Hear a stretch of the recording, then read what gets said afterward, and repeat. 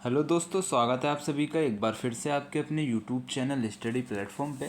दोस्तों, आज के इस वीडियो में हम बात करेंगे Indian economy and economy of Uttar Pradesh के आंसर की के बारे में। ये क्वेश्चन पेपर मेरे पास रहेगा माँ शाकुंभरी यूनिवर्सिटी का। ठीक है, इसके आंसर की के बारे में बात करेंगे। और काफ़ी बच्चों ने काफ़ी प्यारे प्यारे कमेंट किए हैं कि सर आपकी जो प्ले लिस्ट थी, मतलब इस क्वेश्चन पेपर के लिए जो मैंने प्ले लिस्ट बनाई थी, उस प्ले लिस्ट से काफ़ी क्वेश्चन इस वीडियो में आपके आए हैं। तो आप सभी ने इतना प्यार दिया, इसके लिए आपका दिल से धन्यवाद देता हूं। और आप सभी से कहना चाहूँगा, जो मैंने बाकी प्ले लिस्ट बना रखे हैं आपके बाकी एग्ज़ाम के लिए, उनको देख लेना आपके एग्ज़ाम से पहले। ठीक है, जो भी क्वेश्चन पेपर रहेगा, ठीक है, जैसे कि अभी आपका Indian economy and economic of Uttar Pradesh का जो क्वेश्चन पेपर है, इसी का प्ले लिस्ट इसी वीडियो के डिस्क्रिप्शन में मिलेगा। तो हर एक वीडियो का प्लेलिस्ट उसी वीडियो के डिस्क्रिप्शन में आपको लिंक मिल जाएगा। तो पूरा वीडियो आपको एग्ज़ाम में जाने से पहले ज़रूर देखना है। ठीक है, काफ़ी क्वेश्चन आपके प्लेलिस्ट से आ जाएंगे।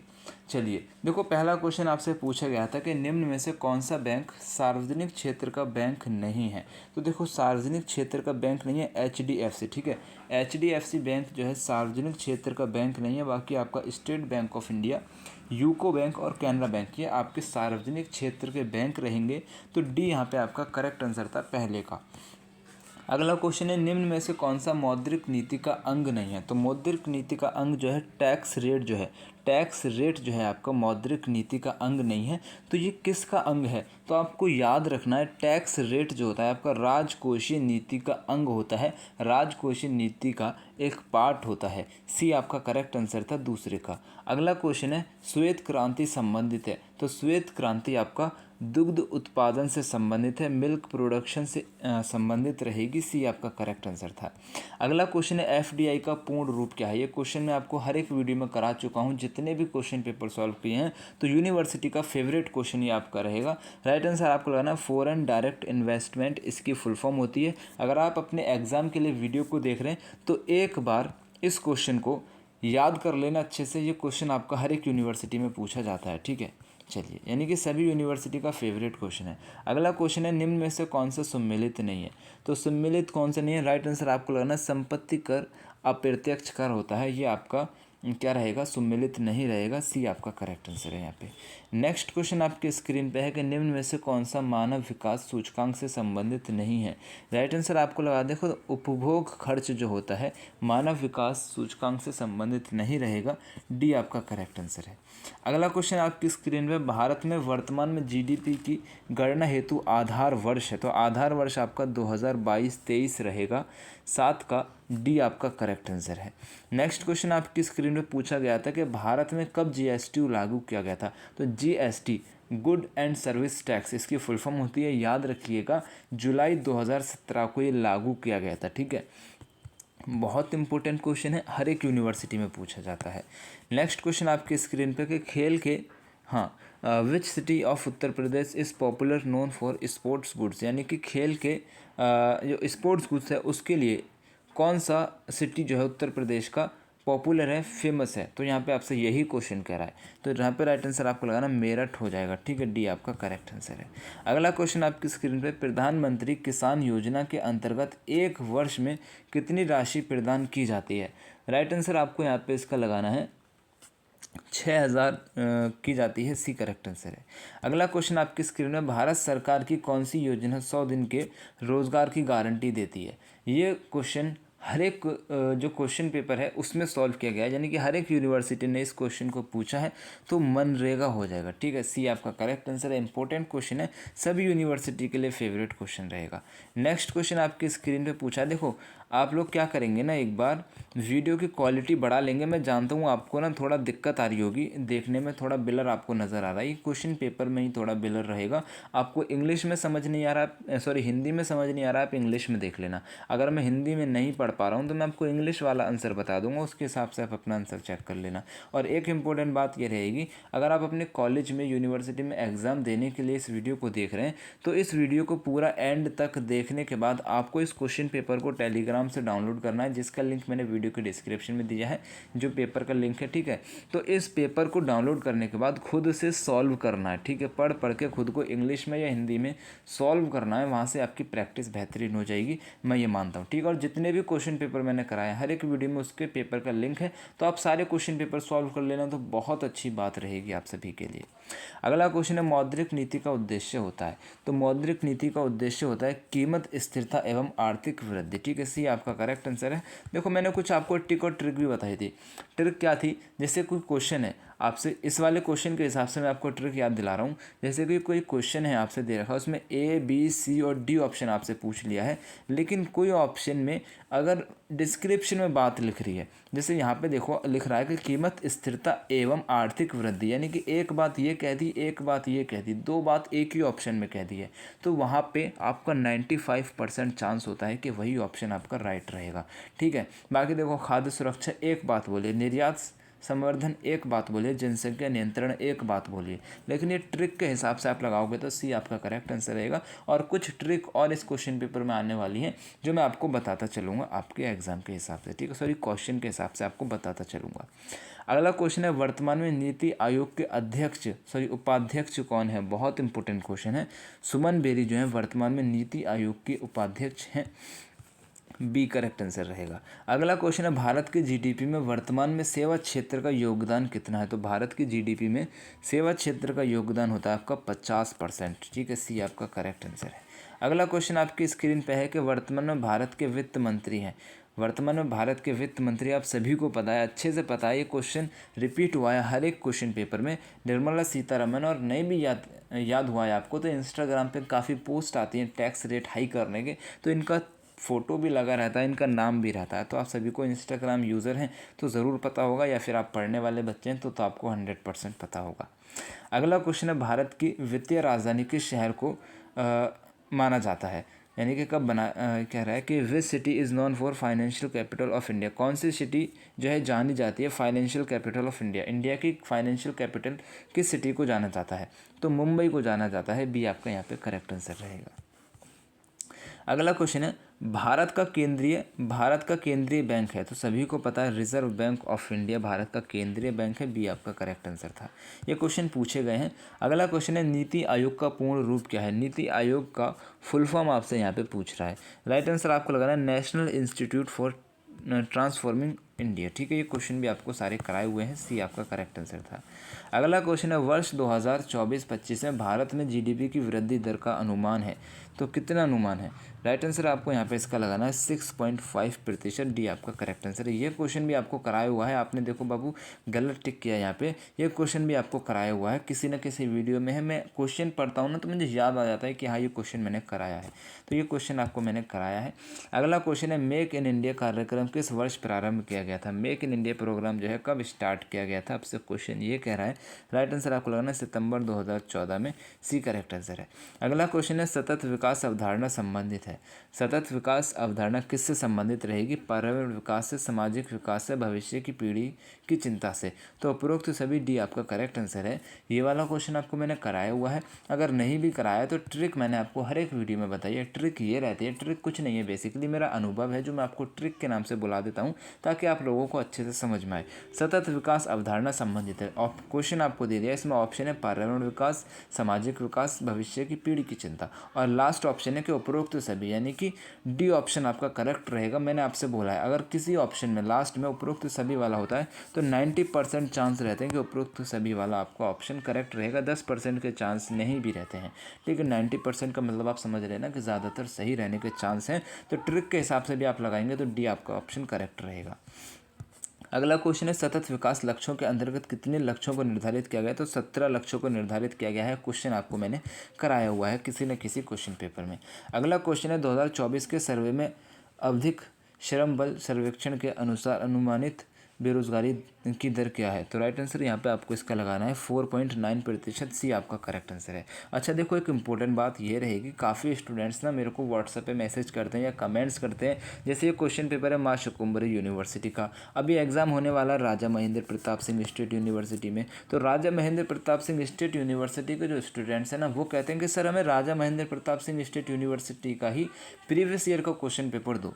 तो भैया वो अलग नहीं है, जो एमएसयू में क्वेश्चन पूछे गए ना वो आपसे ही पूछे जाएंगे, वही डीडीयू में पूछे जाएंगे, वही आपका छत्रपति साहू जी महाराज यूनिवर्सिटी में पूछे जाएंगे, और जो आरएमपीएसयू में पूछे गए हैं और उसके बाद एमएसयू में एग्जाम है तो वही एमएसयू में पूछे जाएंगे। यानी कि कोई अलग क्वेश्चन नहीं पूछे जाएंगे। आप मेरी बात को समझना, आप सभी का सिलेबस सेम है, सभी यूनिवर्सिटी का, सभी के टॉपिक सेम है, तो सभी के क्वेश्चन भी सेम है।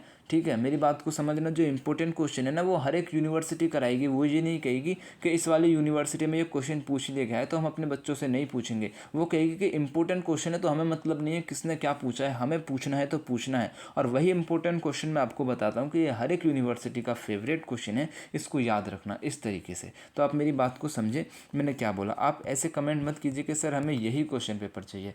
देखो इंपॉर्टेंट नहीं होगा तो मैं लाइक और व्यूज़ के लिए यहाँ पे काम नहीं कर रहा हूँ, मैं आप सभी के लिए यहाँ पे काम कर रहा हूँ। ठीक है, बस लाइक और सपोर्ट से हमें मोटिवेट मिलता है कि हम भाई जिनके लिए काम कर रहे हैं वो हमें सपोर्ट कर रहे हैं, तो थोड़ा अच्छा लगता है। आप भी समझते हैं, अगर आप किसी के लिए काम करेंगे वो आपको सपोर्ट नहीं करेंगे तो आपको दिल करेगा काम करने का, अपने आप ही में क्या मन करेगा। अगर मैं आपके लिए कुछ कर रहा हूँ और आप मुझे सपोर्ट नहीं करेंगे तो मेरा मन करेगा क्या भैया मैं आपको सपोर्ट करूँ या आपके लिए काम करूँ? नहीं करेगा। अगर आप मुझे सपोर्ट करेंगे और या फिर आप मेरे को क्या कहें मोटिवेट करेंगे लाइक करके, कमेंट करके, सब्सक्राइब करके, तो मेरा भी मन करेगा हाँ भैया इनके लिए और काम करना चाहिए। समझ रहे ना। अगला क्वेश्चन है, भारत में मसाला उत्पादन में सबसे अग्रणी राज्य कौन सा है? बहुत इंपॉर्टेंट क्वेश्चन है। देखो बहुत इंपॉर्टेंट क्वेश्चन है। केरल राज्य जो रहेगा मसाला उत्पादन में सबसे आगे राज्य रहेगा। डी आपका इंपॉर्टेंट क्वेश्चन है, याद रखिएगा। अगला क्वेश्चन है, कौन सी कृषि का भारत द्वारा सर्वाधिक निर्यात किया जाता है? तो बाबू चावल का सबसे ज़्यादा निर्यात किया जाता है। चावल में आपका बासमती चावल का सबसे ज़्यादा निर्यात किया जाता है। मसाले भी आपके निर्यात किए जाते हैं लेकिन सबसे ज़्यादा आपके बाबू चावल ही किए जाते हैं। ये यहाँ पे करेक्ट आंसर है। अगला क्वेश्चन है, गरीबी हटाओ को नारा किस पंचवर्षीय योजना में दिया गया है? सभी यूनिवर्सिटी का फेवरेट क्वेश्चन है। अगर आपने मेरा प्लेलिस्ट देखा है तो आपने हर एक क्वेश्चन पेपर में यही क्वेश्चन देखा होगा। तो बहुत इंपॉर्टेंट है, पंचवर्षीय योजना में ये कहा गया था। ठीक है, सी आपका करेक्ट आंसर रहेगा। अगला क्वेश्चन आप सभी की स्क्रीन पर, नीति आयोग का चेयरमैन कौन होता है? नीति आयोग का चेयरमैन कौन होता है? सभी को पता है प्रधानमंत्री होता है। मैंने आपको कराया है और शायद लास्ट वीडियो में ही आपको कराया है, जो भी मैंने Indian economy and economy of Uttar Pradesh का जो भी लास्ट क्वेश्चन पेपर सॉल्व कराया है किसी भी यूनिवर्सिटी का, उसमें ये क्वेश्चन पूछा गया है मेरे को जहाँ तक याद आ रहा है। अगला क्वेश्चन है, भारत में आर्थिक सुधार किस वर्ष में हुए थे? भारत में आर्थिक सुधार जो हुए थे 1991 में हुए थे। बी आपका करेक्ट आंसर है। अगला क्वेश्चन आपकी स्क्रीन पे है, 2011 की जनगणना के अनुसार भारत की महिला पुरुष अनुपात क्या थी? तो 943 थी, यानी कि 1000। ठीक है, 1000 पुरुष पे 943 महिला हो जाएंगी। यहाँ पे आपका बी करेक्ट आंसर है। ये भी आपका हर एक यूनिवर्सिटी में पूछा जाता है। अगला क्वेश्चन है, अटल पेंशन योजना किस वर्ग को लक्षित करती है? तो असंगठित क्षेत्र में कार्यरत लोगों पर। डी आपका करेक्ट आंसर है। ये इंपॉर्टेंट क्वेश्चन है, याद रखिएगा। अगला क्वेश्चन है, भारतीय अर्थव्यवस्था है तो मिश्रित अर्थव्यवस्था है, सभी को पता है। बी आपका वेरी मोस्ट इंपॉर्टेंट क्वेश्चन है। देखो यूनिवर्सिटी ये नहीं कहती कि ये इजी क्वेश्चन है सभी को पता होगा तो ये मत दो। वो कहेगी भाई इंपॉर्टेंट क्वेश्चन है, पता होगा तो अच्छी बात है, नंबर मिल जाएगा। वो ये थोड़ी नहीं कहेगी कि भैया जो बच्चों को नहीं पता होगा वही क्वेश्चन पूछो। समझ रहे ना मेरी बात को। अगला क्वेश्चन है, भारत में प्रथम योजना आयोग के अध्यक्ष कौन थे? तो जवाहरलाल नेहरू थे भाई। सी आपका करेक्ट आंसर रहेगा, याद रखिएगा, इंपॉर्टेंट क्वेश्चन है। अगला क्वेश्चन आपकी स्क्रीन पर, भारत किस देश को सबसे ज़्यादा निर्यात करता है? तो संयुक्त राज्य अमेरिका को सबसे ज़्यादा निर्यात करता है, याद रखिएगा। अगला है कि स्टेट बैंक ऑफ इंडिया की स्थापना कब हुई थी? तो स्टेट बैंक ऑफ इंडिया की स्थापना जो हुई थी, हाँ, 1 जुलाई 1955 को हुई थी। ठीक है, 1 जुलाई 1955 को हुई थी। बहुत इंपॉर्टेंट डेट है, याद रखिएगा। अगला क्वेश्चन आप सभी की स्क्रीन पर, रेपो दर होती है तो रेपो दर जो होती है आप सभी की दर जिस पर बैंक आरबीआई से उधार लेता है, ये क्वेश्चन भी आपको मैंने कराया हुआ है। ठीक है, रेपो रेट को मतलब किसी क्वेश्चन पेपर में शायद ये क्वेश्चन नहीं पूछा गया था लेकिन किसी ऑप्शन में रेपो रेट आया था तो उसको मैंने अलग से एक्सप्लेन आपको किया था कि वो दर जिस पर बैंक जो है आरबीआई से उधार लेती है उसी को रेपो रेट कहते हैं। मैंने इस तरीके से आपको समझाया था। सी आपका करेक्ट आंसर है। अगला क्वेश्चन है, भारत में कौन सा क्षेत्र सर्वाधिक रोजगार प्रदान करता है? तो सर्वाधिक रोजगार कौन प्रदान करता है? तो कृषि। देखो यहाँ पे आपसे रोजगार की बात कर रही है कि कौन सा क्षेत्र जो है, यानी कि देखो खनन, सेवा, कृषि या फिर विनिर्माण, इनमें से कौन सा क्षेत्र है जो सबसे ज़्यादा रोजगार देता है आपको, यानी कि पैसे कमाने का अवसर देता है? तो भाई कृषि क्षेत्र रहेगा। ठीक है, सी आपका यहाँ पे करेक्ट आंसर है। अगला क्वेश्चन है, कौन सा संगठन नमूना सर्वेक्षण आयोजित करता है? राइट आंसर यहाँ पे आपको इसका लगाना है NSSO। ठीक है, डी आपका करेक्ट आंसर है। अगला क्वेश्चन है, भारत में सबसे बड़ी अर्थव्यवस्था है? तो सबसे बड़ी अर्थव्यवस्था महाराष्ट्र है, डी आपका करेक्ट आंसर रहेगा। अगला क्वेश्चन है, भारत में सार्वजनिक क्षेत्र का सबसे बड़ा भारत में सार्वजनिक बैंक का सबसे बड़ा बैंक है, तो सबसे बड़ा बैंक कौन सा रहेगा? 39 का राइट आंसर आपको लगाना है SBI हो जाएगा, ये यहाँ पे करेक्ट आंसर है। अगला क्वेश्चन आप सभी की स्क्रीन पे, प्रधानमंत्री जन धन योजना का संबंध है? प्रधानमंत्री जन धन योजना का संबंध है वित्तीय सुरक्षा से, सी आपका करेक्ट आंसर है। अगला क्वेश्चन आपकी स्क्रीन पे, न्यूनतम समर्थन मूल्य का संबंध किससे है? मैंने आप सभी को पता है MSP। देखो राहुल गांधी को आपने काफ़ी भाषण में सुना होगा MSP कहते हुए, तो MSP का संबंध किससे रहेगा? MSP का संबंध कृषि से रहेगा, सी आपका करेक्ट आंसर है। नेक्स्ट क्वेश्चन आपकी स्क्रीन पे पूछा है कि भारत में राजकोषीय नीति के अंतर्गत सम्मिलित है, तो कौन सम्मिलित हो जाएगा? तो सरकार के कर एवं व्यय, ये यहाँ पे करेक्ट आंसर है। देखो यहाँ पे अभी आप कहेंगे सर आपकी यहाँ पे ट्रिक काम नहीं की, आपने उपरोक्त सभी वाला बताया था। ठीक है, यहाँ पे मेरी एक ट्रिक काम नहीं की जो कि 90% की थी कि उपरोक्त सभी वाला आपका सही रहेगा, लेकिन 95% वाली जो ट्रिक थी ना वो यहाँ पे काम की है। मैंने आपसे बोला था किसी ऑप्शन में अगर डिस्क्रिप्शन में लिखा हो जैसे कि सरकार के कर एवं व्यय, ठीक है, बैंक दर में परिवर्तन एक बात, न्यूनतम समर्थन मूल्य एक बात, सरकार के कर एवं व्यय दो बात हो जाएंगी, जो कि 95% तक ट्रिक काम करती है। तो यहाँ पे ए आपका करेक्ट आंसर है। ट्रिक के हिसाब से बनना तो आपने पढ़ा होगा, देखो पढ़ना बहुत ज़रूरी है। ट्रिक यहाँ पे बहुत कम काम करती है, पहली बात, मतलब हर एक क्वेश्चन में काम नहीं करती हैं, कुछ क्वेश्चन होते हैं जिनमें काम करती हैं, लेकिन आपको पढ़ना तो पड़ेगा। आप ट्रिक के भरोसे कभी मत रहना, जैसे कि काफ़ी लोग वीडियो बनाते हैं कि MCQ में तुक्का लगाना है, ट्रिक लगाना, वो सारी फालतू की वीडियो है। ठीक है, उन सबको मत देखो, उसमें टाइम वेस्ट होता है आप सभी का, और कुछ नहीं है। चलो, एशियन विकास बैंक का मुख्यालय कहाँ पर स्थित है? राइट आंसर आप सभी को लगाना मनीला में हो जाएगा। ठीक है, कहाँ पे? मनीला, फिलीपींस में है, डी आपका करेक्ट आंसर है। अगला क्वेश्चन है, भारत का सबसे पहला स्टील प्लांट है? तो भारत का सबसे पहला स्टील प्लांट जो है आपका जमशेदपुर में है, सी आपका करेक्ट आंसर है। अगला क्वेश्चन आप सभी की स्क्रीन पर, हरित क्रांति की अवधारणा किससे संबंधित है? हरित क्रांति की अवधारणा सभी को पता है, खाद्यान्न उत्पादन में वृद्धि से है, बी आपका करेक्ट आंसर है। काफ़ी बार ये हरित क्रांति से संबंधित क्वेश्चन आया, तो उसमें मैंने आपको अलग से एक्सप्लेन किया है, इस तरीके के क्वेश्चन याद रखिएगा। अगला क्वेश्चन है, भारत में राष्ट्रीय आय की गणना कौन सा संस्थान करता है? कौन सा संस्थान करता है भाई? केंद्रीय सांख्यिकी संगठन करता है, मैंने आपको बताया हुआ है, सी आपका करेक्ट आंसर है। सार्वजनिक क्षेत्र के विनिवेश का तात्पर्य है, क्या तात्पर्य है? निजीकरण होता है, यानी कि प्राइवेटाइजेशन होता है, ये यहाँ पे करेक्ट आंसर है। भारत में बजट का निर्माण कौन करता है? Who prepare the union budget of India? Bharat में बजट का निर्माण कौन करता है? वित्त मंत्रालय, सी करेक्ट आंसर है। अगला क्वेश्चन है, GST प्रदर्शित करता है, यानी कि इसकी फुल फॉर्म आपसे पूछा है, तो वस्तु एवं सेवा कर इसका फुल फॉर्म रहेगा। इंपॉर्टेंट क्वेश्चन है, हर एक यूनिवर्सिटी का फेवरेट है, सी आपका करेक्ट आंसर यहाँ पे रहेगा। अगला है कि भारतीय रिजर्व बैंक का मुख्यालय कहाँ पर स्थित है? भारतीय रिजर्व बैंक का मुख्यालय आपका मुंबई में है, डी आपका करेक्ट आंसर है। अगला क्वेश्चन आपके स्क्रीन पर, भुगतान संतुलन में दो मुख्य खाते होते हैं, भुगतान संतुलन में दो मुख्य खाते आपके होते हैं, चालू खाता एवं पूंजी खाता, सी आपका करेक्ट आंसर है। अगला क्वेश्चन आपकी स्क्रीन पर यहाँ पे पूछा गया है, भारत में शेयर एवं प्रतिभूति बाजार का विनिमय किसके द्वारा किया जाता है? तो राइट आंसर आप सभी को कराना है SEBI द्वारा, बी आपका करेक्ट आंसर है। अगला क्वेश्चन आपकी स्क्रीन पर, भारत में बजट की मुख्य विशेषता है? तो भारत में बजट की मुख्य विशेषता देखो क्या होती है, एक संतुलित बजट, अधिक्य बजट और घाटे का बजट, तीनों ही बजट जो है भारत में देखे जाते हैं, लेकिन उपरोक्त सभी वाले के साथ मैं यहाँ पे कम जाना चाहूँगा। यहाँ पे मेरा एक राइट आंसर जा रहा है घाटे का बजट। ठीक है, इसकी विशेषता है मेरे हिसाब से, सी आपका करेक्ट आंसर रहेगा। अगला क्वेश्चन है, वर्तमान में RBI द्वारा बैंक रेट क्या निर्धारित की गई है? तो वर्तमान में RBI द्वारा बैंक रेट जो है आपकी 6% जो है क्या की गई है, निर्धारित की गई, लेकिन यहाँ पे 6.25 दे रखा है, जो कि 6% के सबसे क्लोजेस्ट रहेगा, ये यहाँ पे करेक्ट आंसर है। अगला क्वेश्चन है प्रत्यक्ष विदेशी निवेश के लाभ से सम्मिलित है। प्रत्यक्ष विदेशी निवेश के लाभ से संबंधित आपका रहेगा यहाँ पे हो जाएगा एम्प्लॉयमेंट क्रिएशन, स्टार प्रदर्शन, तकनीकी हस्तांतरण। ठीक है, यानी कि ये सभी डी आपका करेक्ट आंसर है। अगला क्वेश्चन है भारत को सर्वाधिक एफडीआई प्रदान करने वाला देश कौन सा रहेगा। फॉरेन डायरेक्ट इन्वेस्टमेंट्स कौन सा देश प्रदान करता है, तो मॉरिशस हो जाएगा। डी आपका करेक्ट आंसर है। अगला क्वेश्चन आपकी स्क्रीन पर 2011 की जनगणना के अनुसार उत्तर प्रदेश की जनसंख्या कितनी है, तो 19.98 करोड़। ठीक है, यानी कि 20 करोड़ के लगभग है। ये यहाँ पे करेक्ट आंसर है। अगला क्वेश्चन है खाद्यान्न उत्पादन में अग्रणी 3 राज्य हैं, तो खाद्यान्न उत्पादन में अग्रणी 3 राज्य कौन से रहेंगे। राइट आंसर है उत्तर प्रदेश, मध्य प्रदेश और आपका राजस्थान। सी करेक्ट आंसर है। अगला है कि भारत में द्वितीय पंचवर्षीय योजना किस मॉडल पर आधारित थी। वेरी मोस्ट इंपोर्टेंट क्वेश्चन, याद रखिएगा महालनोबिस मॉडल पर आधारित है। बी आपका करेक्ट आंसर है। अगला क्वेश्चन आप सभी की स्क्रीन पे, विश्व व्यापार संगठन की स्थापना किस वर्ष हुई थी, तो राइट आंसर आपको लगाना 1955 में हुई थी।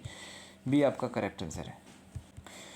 में से कौन सा एक 1991 के आर्थिक सुधारों का अंग नहीं था। राइट आंसर यहाँ पे आपको इसका लगाना है समाजीकरण। ठीक है, ए बी यहाँ पे करेक्ट आंसर है। अगला क्वेश्चन है निम्नलिखित में से कौन सा सही सम्मिलित नहीं है। कौन सा सही सम्मिलित नहीं है, राइट आंसर आपको लगाना है राजकोषीय नीति, कर एवं सार्वजनिक व्यय परिवर्तन। ठीक है, बी आपका करेक्ट आंसर है। यहाँ पे आपका क्या काम करेगा, जो मैंने ट्रिक बताई थी वो काम करेगा। देखो दो दो तो सब में दिया है, लेकिन एवं जो कह दिया है वही आपका डिस्क्रिप्शन मोड है। बी आपका करेक्ट आंसर है। अगला है कि स्फीति से तात्पर्य है, तो इन्फ्लेशन से तात्पर्य होता है वस्तु की कीमत में वृद्धि, मुद्रा के मूल्य में गिरावट, क्रय क्षमता में कमी और उपरोक्त सभी। डी आपका करेक्ट आंसर है। अगला क्वेश्चन है प्रति व्यक्ति आय के आधार पर विश्व में भारत का कौन सा स्थान है, तो 136वां स्थान है। बी करेक्ट आंसर है। अगला है कि 2023-24 में भारत में खाद्यान्न उत्पादन कितना था, तो 332.22 मिलियन टन था। ये यहाँ पे करेक्ट आंसर है। अगला है कि निम्नलिखित में से कौन सी फसल उत्तर प्रदेश सबसे बड़ा उत्पादक है, तो सबसे ज़्यादा उत्तर प्रदेश में क्या उगाया जाता है। आप सभी इसका आंसर एक बार कमेंट्स में कर देंगे, सभी को पता होगा, मैं जानता हूँ। डी आपका करेक्ट आंसर है गेहूँ। अगला है कि उत्तर प्रदेश सरकार के आगम का सबसे बड़ा स्रोत क्या है, तो जीएसटी जो है उत्तर प्रदेश सरकार के आगम का सबसे बड़ा स्रोत है। सी करेक्ट आंसर है। अगला है कि भारत के जीडीपी में उत्तर प्रदेश का कितना हिस्सा है, तो उत्तर प्रदेश का हिस्सा है आपका 10% करीब है। ठीक है, 68 का राइट आंसर आपको लगाना है सी। देखो 9 पॉइंट कुछ है, लेकिन 9 पॉइंट के सबसे क्लोजेस्ट आपका सी है 10%। पूर्वी उत्तर प्रदेश की मुख्य फसल कौन सी है, तो पूर्वी उत्तर प्रदेश की मुख्य फसल आपकी चावल रहेगी। ठीक है, सी आपका करेक्ट आंसर है। अगला क्वेश्चन है निम्न में से कौन सा चमड़ा उद्योग के लिए प्रसिद्ध है, तो कानपुर जो है चमड़ा उद्योग के लिए प्रसिद्ध है। इंपॉर्टेंट क्वेश्चन है ये, क्वेश्चन आपसे किसी एक क्वेश्चन पेपर में पूछा गया है, याद रखेगा। अगला है कि कांच और चूड़ी उद्योग के लिए कौन सा शहर प्रसिद्ध है, तो फिरोजाबाद जो है आपका कांच और चूड़ी के उद्योग के लिए प्रसिद्ध हो जाएगा। सी आपका करेक्ट आंसर है। अगला क्वेश्चन आप सभी की स्क्रीन पर कि जीडीपी के आधार पर भारत में उत्तर प्रदेश का कौन सा स्थान है, तो तृतीय स्थान रहेगा। सी आपका करेक्ट आंसर है। अगला क्वेश्चन आपसे पूछा उत्तर प्रदेश के जीडीपी में कृषि क्षेत्र का योगदान कितना प्रतिशत है, तो कृषि क्षेत्र का योगदान जो है ना आपका देखो 24% है, लेकिन 24% के सबसे क्लोजेस्ट आपका 26% है, तो बी यहाँ पे आपका करेक्ट आंसर रहेगा। अगला क्वेश्चन है ताला उद्योग के लिए उत्तर प्रदेश का कौन सा शहर जाना जाता है, तो अलीगढ़ शहर, यानी कि हमारा शहर, हम अलीगढ़ से ही हैं वैसे बेसिकली, तो सी आपका यहाँ पे करेक्ट आंसर रहेगा। अगला क्वेश्चन है उत्तर प्रदेश की प्रमुख बागवानी फसल है, तो उत्तर प्रदेश की प्रमुख बागवानी फसल देखो आम हो जाएगी। ठीक है, यहाँ पे ऑप्शन के हिसाब से सी आपका करेक्ट आंसर रहेगा। तो यहाँ पे आपके 75 क्वेश्चंस कंप्लीट करा दिए हैं। उम्मीद करूँगा वीडियो आपको पसंद आया। वीडियो पसंद आया, वीडियो को लाइक करना है, शेयर करना है, चैनल को सब्सक्राइब करके बेल आइकन को ऑन ज़रूर करना है और अपने सभी दोस्तों के साथ वीडियो को शेयर ज़रूर करना है आप सभी को। ठीक है, और एक इम्पोर्टेंट बात ये रहेगी, अगर आप किसी भी कंपटीशन एग्ज़ाम की तैयारी कर रहे हैं तो हमारा एक दूसरा चैनल है की ऑफ सक्सेस के नाम से। ठीक है, की ऑफ सक्सेस के नाम से एक चैनल है, इसको सब्सक्राइब कर लेना। यहाँ पे आपके कंपटीशन एग्ज़ाम के लिए एमसीक्यू में कराता हूँ। चैनल का लिंक वीडियो के डिस्क्रिप्शन में है। आप सभी के एग्ज़ाम के लिए मेरी तरफ से बेस्ट ऑफ लक। जय हिंद, अल्लाह हाफिज़।